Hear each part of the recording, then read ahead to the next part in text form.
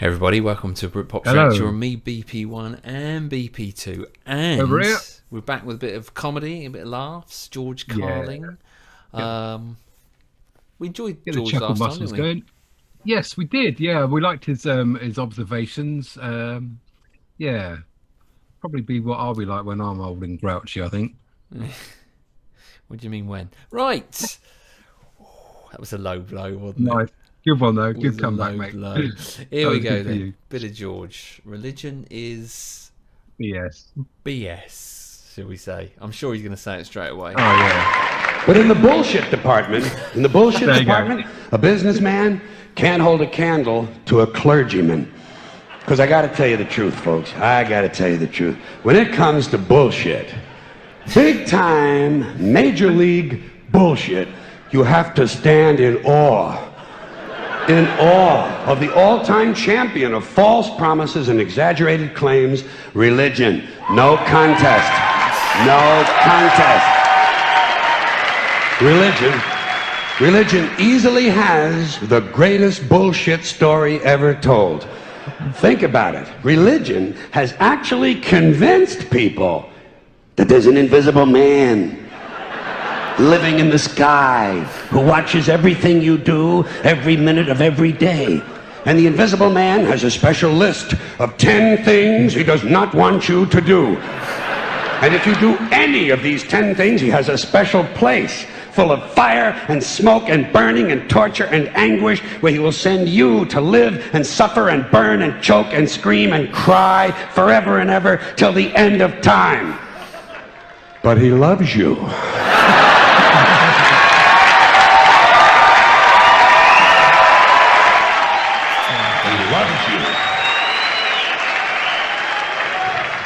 He loves you and he needs money. He always needs money. He's all powerful, all perfect, all knowing, and all wise. Somehow, just can't handle money. Religion takes in billions. I mean, he is funny. Yeah. The way, like we said before, he's delivering stuff. He reminds me of like Danny DeVito delivering. That sort of. But he's not scared to say anything. I mean, he must know there'll be a percentage of his audience that probably is religious or, you know, in that case. But he makes, you know, it just looks all stupid, really. Yeah. You know? Yeah. I mean, the set's impressive, isn't it? Some sort of rooftop sort of setting that they've got going on there. That's quite impressive as well. Must be for his tour. Yeah, I mean, you know, again, as we sort of kind of seen with Bill Burr, you know, they're not afraid to take on the subjects that are a bit taboo and just go, well, here you go, have this. Have a bit of this. Billions of dollars, they pay no taxes, and they always need a little more. Now, you talk about a good bullshit story. Holy shit.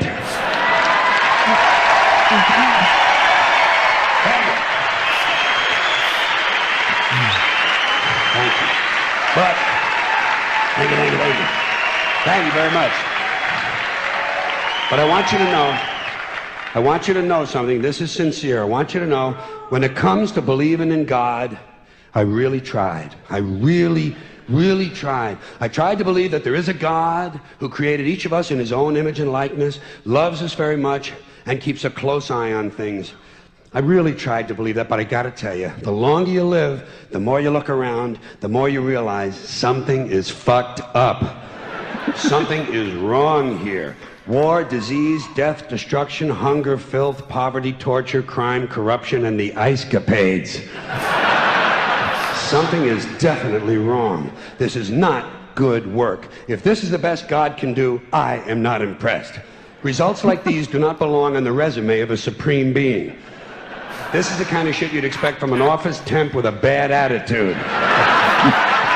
And just between you and me, in any decently run universe, this guy would have been out on his all-powerful ass a long time ago. And by the way, I say this guy because I firmly believe, looking at these results, that if there is a God, it has to be a man. No woman could or would ever fuck things up like this.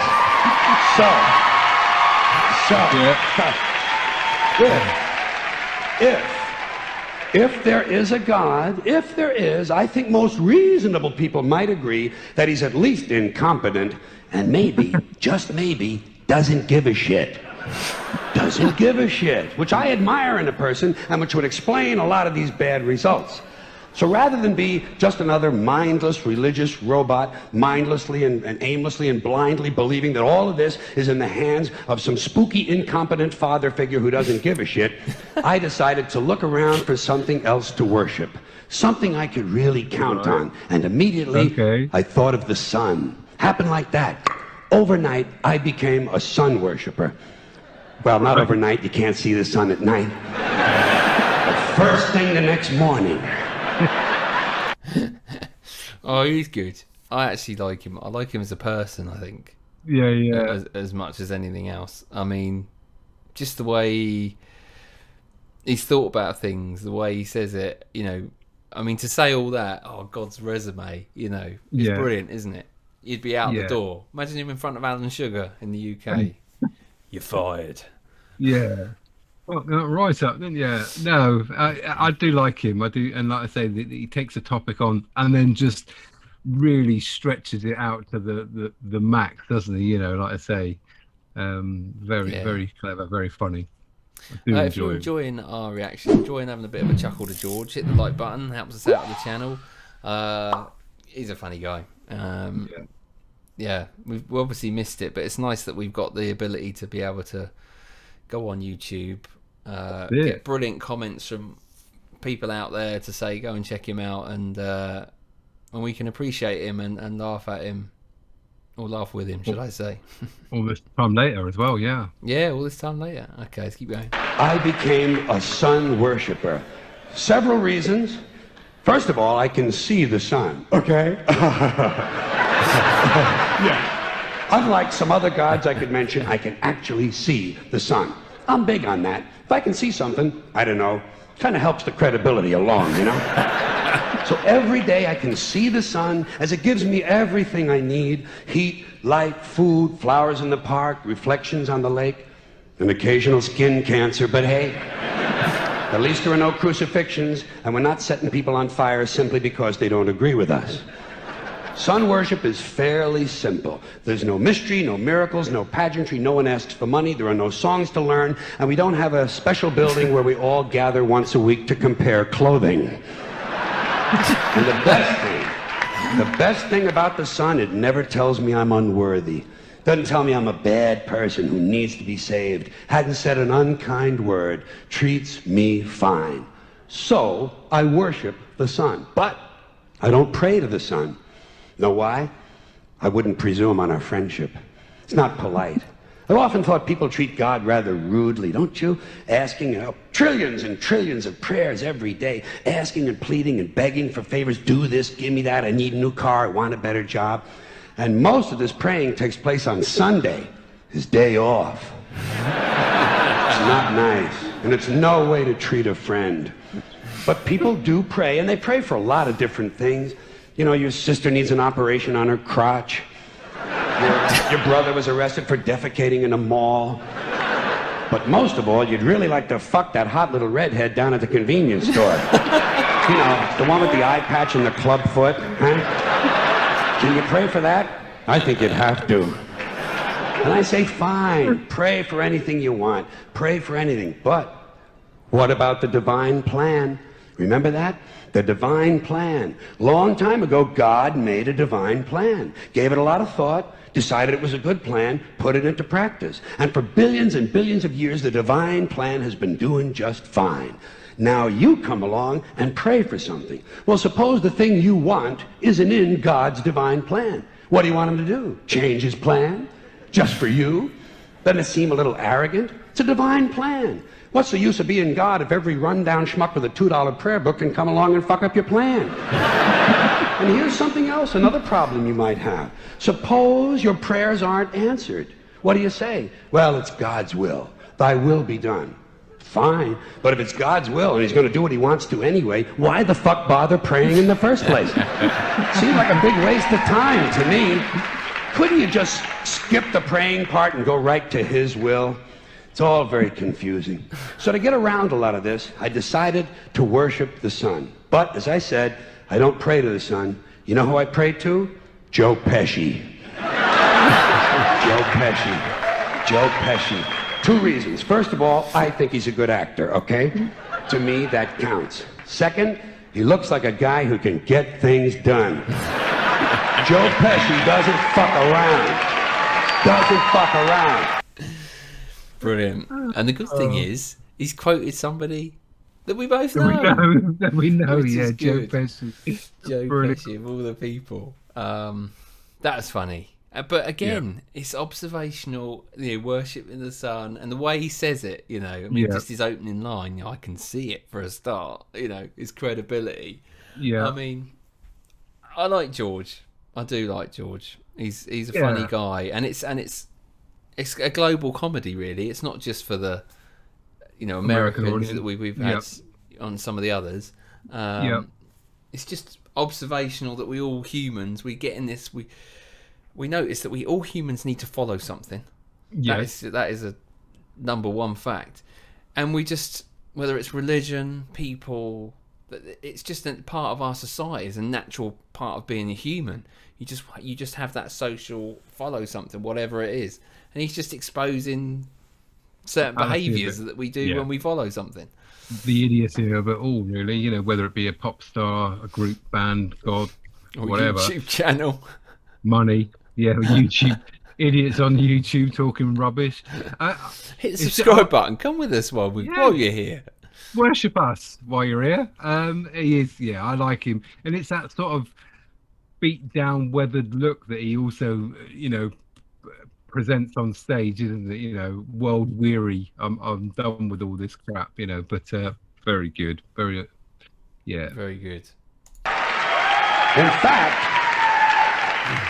In fact, Joe Pesci came through on a couple of things that God was having trouble with. For years, I asked God to do something about my noisy neighbor with the barking dog. Joe Pesci straightened that cocksucker out with one visit. It's amazing what you can accomplish with a simple baseball bat. So I've been praying to Joe for about a year now. And I noticed something. I noticed that all the prayers I used to offer to God and all the prayers I now offer to Joe Pesci are being answered at about the same 50% rate. Half the time I get what I want, half the time I don't. Same as God, 50-50. Same as the 4-leaf clover and the horseshoe, the wishing well and the rabbit's foot. Same as the mojo man. Same as the voodoo lady who tells you your fortune by squeezing the goat's testicles. It's all the same, 50-50. So just pick your superstition, sit back, make a wish, and enjoy yourself. And for those of you who look to the Bible for moral lessons and literary qualities, I might suggest a couple of other stories for you. You might want to look at The Three Little Pigs. That's a good one. Has a nice, happy ending. I'm sure you'll like that. Then there's Little Red Riding Hood, although it does have that X-rated part where the big bad wolf actually eats the grandmother, which I didn't care for, by the way. And finally, I've always drawn a great deal of moral comfort from Humpty Dumpty. The part I like the best, all the king's horses and all the king's men couldn't put Humpty Dumpty back together again. That's because there is no Humpty Dumpty and there is no God. None, not one, no God, never was. In fact, I'm gonna put it this way. If there is a God, may he strike this audience dead. See, nothing happened. Nothing happened. Everybody's okay. All right? Tell you what. I'll raise the stakes. I'll raise the stakes a little bit. If there is a God, may he strike me dead. See? Nothing happened. Oh, wait. Got a little cramp in my leg. And my balls hurt. Plus, I'm blind. Oh, now I'm okay again. Must have been Joe Pesci, huh? God bless Joe Pesci. Thank you all very much. Joe bless you. Thank you very much. I appreciate it. What a nice guy. He seems like, even though that he delivers it like that, he's a very you can warm to him, isn't he? He's a comedian that you warm to. And I think that's the biggest thing about George Carlin for me. Yeah. You can sort of relate, warm to him. I think this is only our second reaction to him. I mean, we sort of warmed to him very quickly in the first one, didn't we? We did. Sometimes you sort of have to sort of see a couple or whatever. But yeah, I do like him. Like I say, he's your sort of uncle, isn't he, or something? Your old uncle that sort of tells you as it is, you know. Yeah, exactly. Yeah, listen up. This is what I'm going to tell you. Yeah, take what you will away from it, but just listen. And I like that about George. Thanks for all your comments. Yep. You know, like BP2 said, we've only done 2. Hit your comments again. Tell us where else we should go with George Carlin, because like I say, we're enjoying George. We like George. Definitely a thumbs up from me. As big thumbs up. That's what we do on here. Yeah, we enjoy that one. We've had a couple now, and we will have done a few more after this one comes out. Bill Burr, we're enjoying. We revisited. Yeah, Bill's cool. Who do we revisit? Well, we revisited Bill. Revisited Bill, and we've just recently gone and seen some stand-up from Robin Williams, which we know him, but we've never really seen stand-up. Never seen his stand-up ever on stage. He was funny, yeah, he was good too. Enjoying it. Expressive. Yes. Thank you very much for joining us here at BritPop's Reacts. Until next time, it's goodbye from me. Goodbye from him over there, Chuckle Brother 2. Cheers, Chuckle Brother 1. He's a 20th century boy.